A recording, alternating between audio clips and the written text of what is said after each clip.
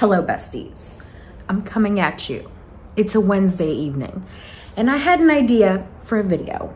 Now it's not an original idea. Couldn't be me, I'm just kidding. Sometimes I come up with something unique, I don't know. I kind of lost the thread of where I was going with this. Anyways, I've been seeing a lot of these videos showing up on my recommended where it's like, this video ends once I find a 5-star book. And me personally, this reading year has not been great. I have not had that many 5 stars. In fact, I have not read a 5-star read in the last like 2 months. I did reread like an old favorite, but I'm not counting that because I already knew it was going to be a 5-star read. So that's what I'm going to do. Hopefully, I'm not going to spend a very long time trying to figure out a 5-star read. The first book that I'm gonna pick up for this, and that I already started last night, but I'm like literally only a couple pages in, is Counterweight by Juna. This is an arc. This isn't actually being published until July. Well, it's already published in Korean, but this is the English translation. It's translated by Anton Her. I did a little digging about Juna, the author, and apparently they are like literally unknown. They've been writing in Korea for like 20 years. No one knows like who they are, what their name, like real name is, like nothing about them.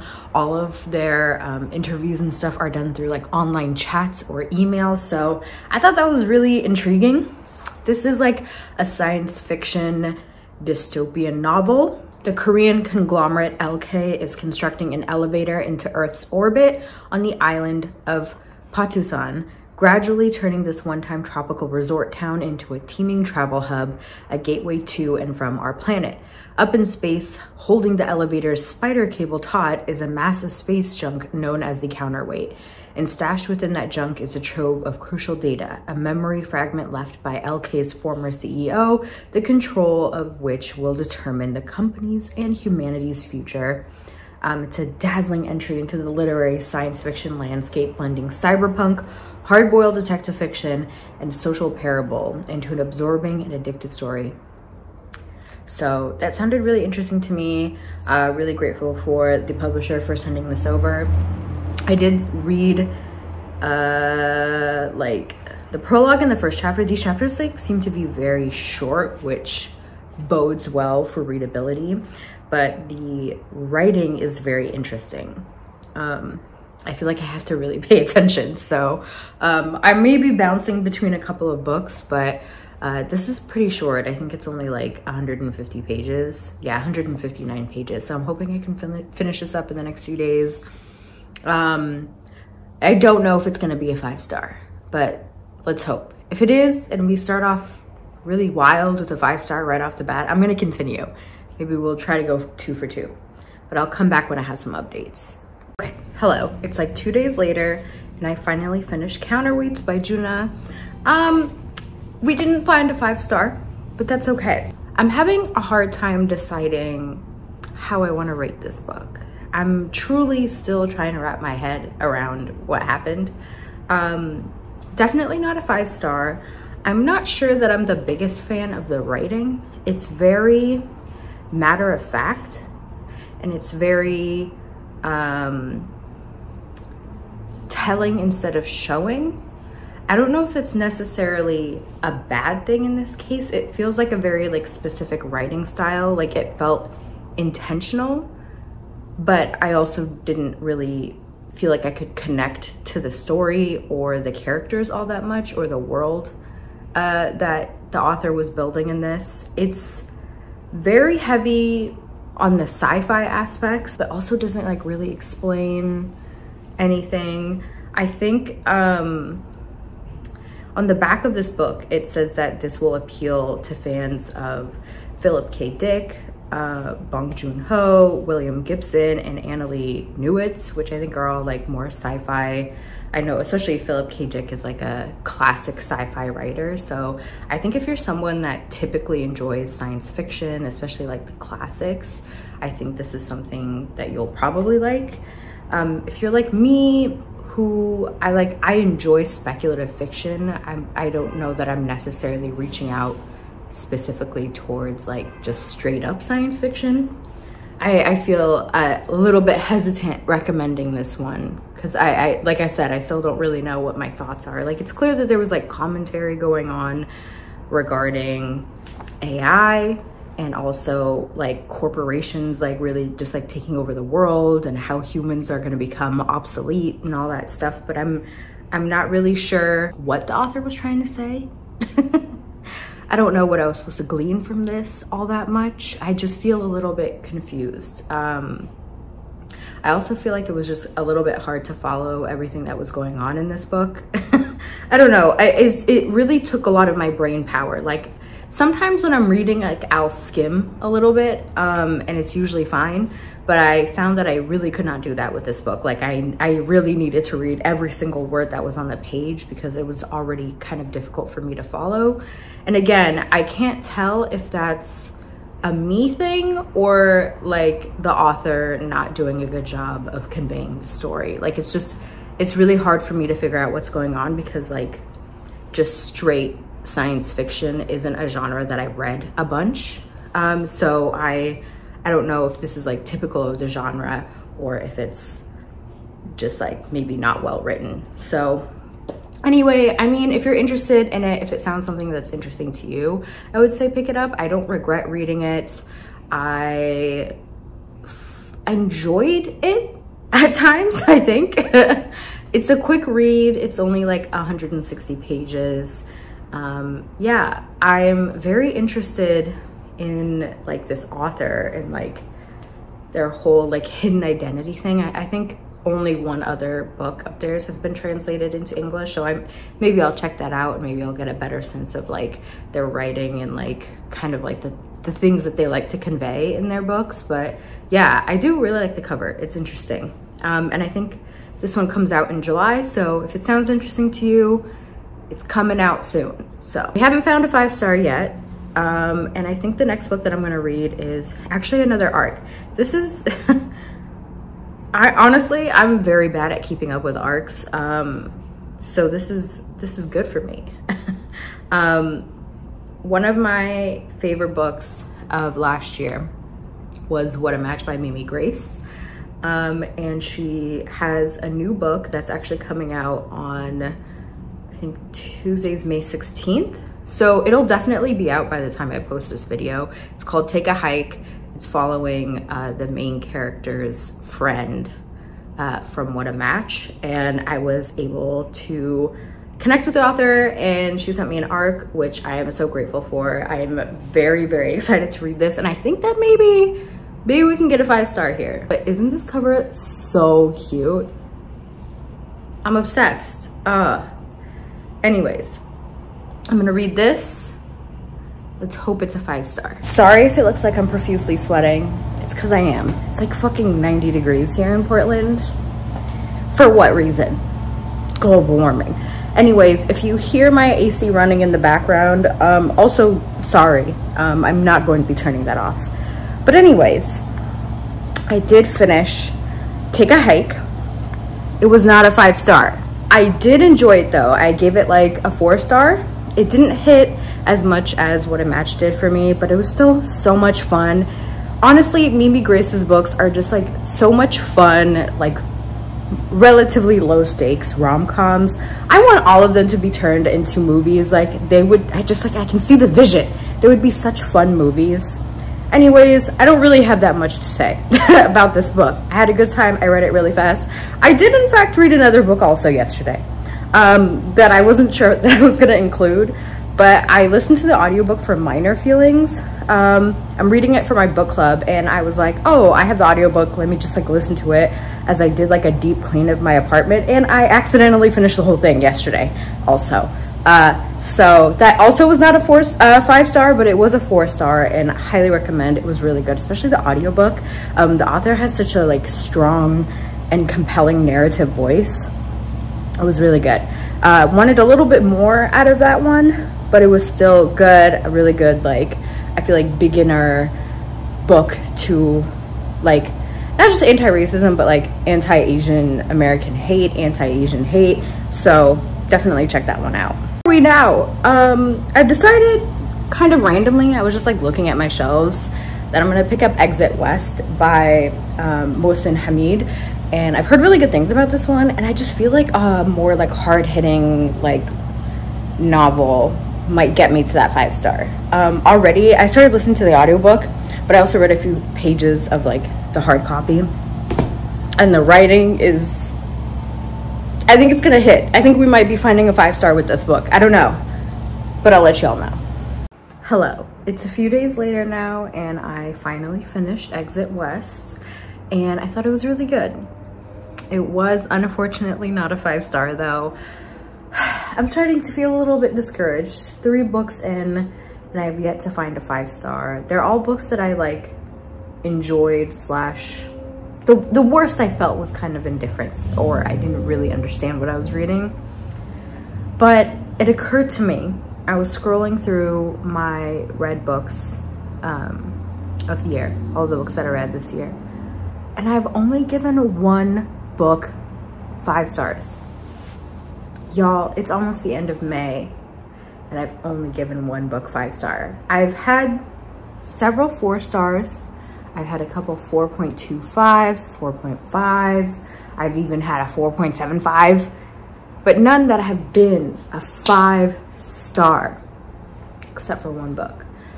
And it just like, I'm reflecting on my reading for this year so far, and it's just been so meh. Lightly mediocre in terms of both quantity and quality. Not that I'm necessarily reading for quantity, but I feel like at least based off of the last few years of reading, I usually have read a lot more by this point in the year, and I definitely would have had at least a couple of 5 stars by this point. But yeah, I don't know, I just haven't been like super loving everything that I've been reading. I've been like enjoying it, but not many have left a significant impression on me. So now I'm feeling a little bit discouraged, but I'm gonna give it 1 last shot. And I don't really feel like committing to a full book, so I'm going to read, I was gonna say a novella, but really I think it's best considered as a short story, because I think it's only like 40 pages. And that is the six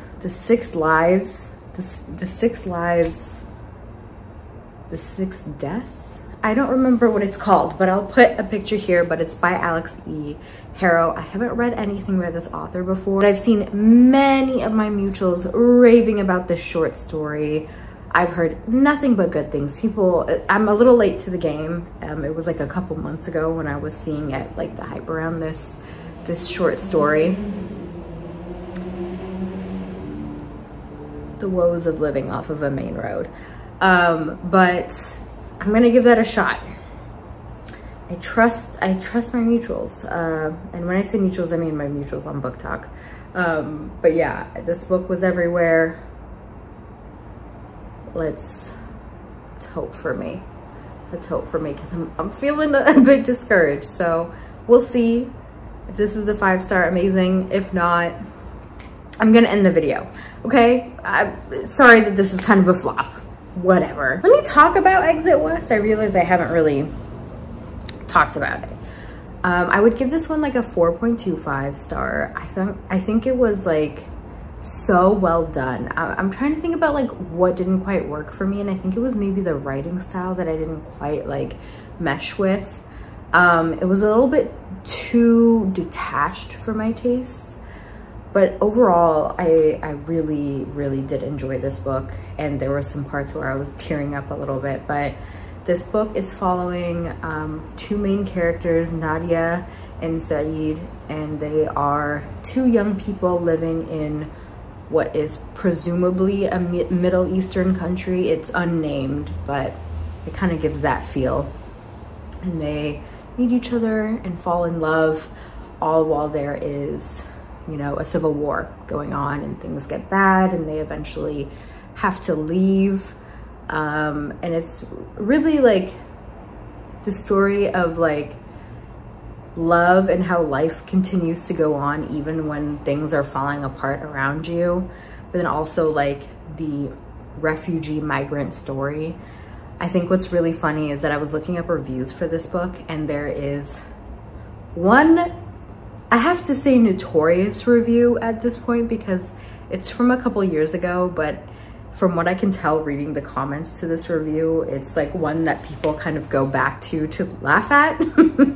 And there's so many comments. I'm not gonna post the review, but like, I think if you look it up on Goodreads, like, you'll know what I'm talking about. But this one person apparently just doesn't understand what like fabulism or magical realism is because one feature of this book is that there are portals that take people around, like it opens up a door and they end up in a new place kind of situation. And it's like so very obviously an allegory for like the migrant journey. I really don't understand. The review was going on like, oh, it just didn't make any sense. Like, what did portals have to do with anything?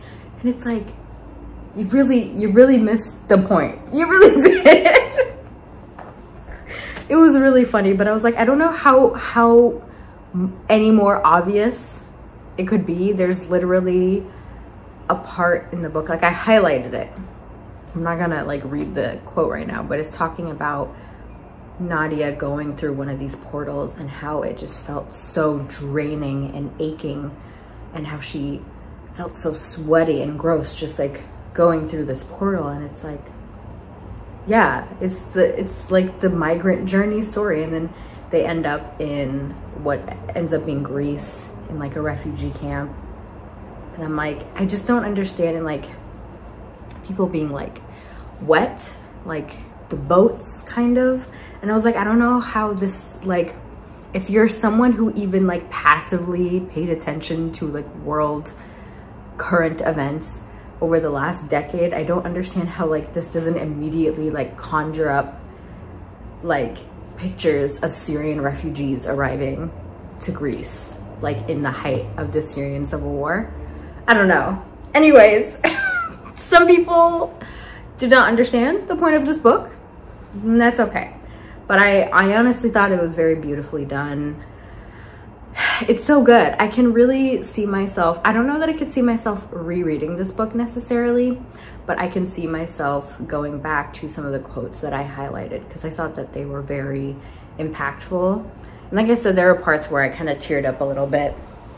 Like, I don't know, I feel like I've kind of unconsciously avoided reading books that center specifically on the immigrant or migrant journey. I read a lot of books about like the immigrant experience and like being in the diaspora or like being children of immigrants and identity and that kind of stuff. Like, it's kind of like my bread and butter. But like the actual like immigrant journey as the central focus of a book is something that I've tended to avoid unconsciously. I do feel like I would like these books, and I have a couple like Infinite Country and Louisiana, which I have like physical copies of that I would like to get to eventually, but I always like hold off on picking those books. And I think it's just because like I am an immigration lawyer and I've been working in the immigration law sphere for like the last 5 years, and when I'm doing all of these asylum applications and I have to like interview clients about their traumatic stories, I just like don't want to read about that when I get home. I need the separation of work and home. So yeah, I've realized that I've tended to like unconsciously stay away from those, which makes sense. But like I will get around some of these books that I have eventually. But yeah, I was realizing that as I was reading this book, and I was like, ooh, I'm feeling this a lot more intensely than I feel like I ordinarily would have. But yeah, well done. It was not a 5-star, but I think it is definitely something that people should pick up. And it's a very quick read, I feel like, too. So I'll get back to you hopefully with a 5-star next. Hello friends, I come to you many days later. I have finished the 6 deaths of, you know, I still don't remember what the name of this book was. I finished the book and I did like it. I was gonna give it a 4.5 star, but now that it's, like I said, many days later, I have realized that it didn't really stick with me as much as I hoped it would. So for that reason, I'm going to knock it down to a 4-star. Still really good. I'm really impressed with the way that Alex E. Harrow was able to craft a story with like decent world building and really make me feel for these characters in a story that was only 30 pages. So truly love that for her. She did a great job. Another thing that surprised me is that this book was kind of a Groundhog's Day story. It's like repeating lives over and over again. It is about, I don't want to give it away. I feel like that's kind of a spoiler, but it's like about this girl who's like on the brink of death. She gets kind of plucked up by the god of death, or the god of war rather. And she learns how to fight, and she becomes like the best warrior for this prince and all that stuff. Definitely about like the endless cycle of life and like the different choices you can make and who you prioritize and all that stuff. I thought it was really good. And like I said, I'm like really impressed by how much the author was able to accomplish in such a short amount of time. But, you know, it didn't leave a lasting impact on me. I know this book, or this short story rather, like if you were on Book Talk like earlier this year, you saw this being mentioned by like everybody. Many people had very passionate feelings about this book, and I love that for them, but I don't feel very passionate about it. So I give it a 4-star. I would recommend it for sure. It's also such a quick read. I am interested in checking out more from this author. Like, I've seen this author around. I think she's the one who wrote like the 1,000 Doors of January or something like that. I'd never been really interested in checking out that book, but maybe, I don't know. Maybe I'll keep an eye out at what she's putting out in the future. But yeah, this video has to end. I'm sorry. We didn't get to a 5-star. I'm sad. I'm sure you're sad. I don't know. I enjoyed like the majority of the books that I read for this video, but none of them were they weren't a 5-star, unfortunately. And I can't continue to carry on like this. This video has to end at some point, and I've already read like 4 things for this, so we're just gonna wrap it up. Quick recap. The first book I read was Counterweights by Juna. This is an arc that I read. It's coming out in July if you're interested. I give this one, I think, a 3-star. I don't know that I like gave a star rating, but I think I'm landing at a 3-star for this one. Then I read Take a Hike by Mimi Grace, an adult contemporary. There was also an arc. Well, yeah, it was an arc, but it is out now. You can purchase a copy in ebook. I think you can only purchase the ebook on Amazon. Gave that one a 4-star. Really enjoyed it. Didn't love it as much as What a Match, which is her previous book that I gave a 5-star. But it was cute. That cover, oh, I can't wait until she starts selling physical copies. I'm going to snatch it up immediately. The cover is gorgeous. It was fun. It's a good time. Highly recommend Mimi Grace if you're just looking for like a fluffy rom-com, like where it's like there are some like serious topics, but for the most part it's very just like low stakes. It's a good time, fun characters, good chemistry. Love it. And then I picked up Exit West by Mohsen Hamid, and I gave that one 4 stars as well. Really enjoyed it. I think it is a really good look at the immigration like journey and the migrant journey. Beautiful writing, highlighted a lot of things from that book. It was very good. I say beautiful writing, but I also didn't like the writing style. Like, I think it's beautiful, and also I didn't like it. I know that doesn't make sense, but it makes sense to me. So that's all that matters. And then I read the 6 Deaths of... I read this book, and I gave it 4 stars.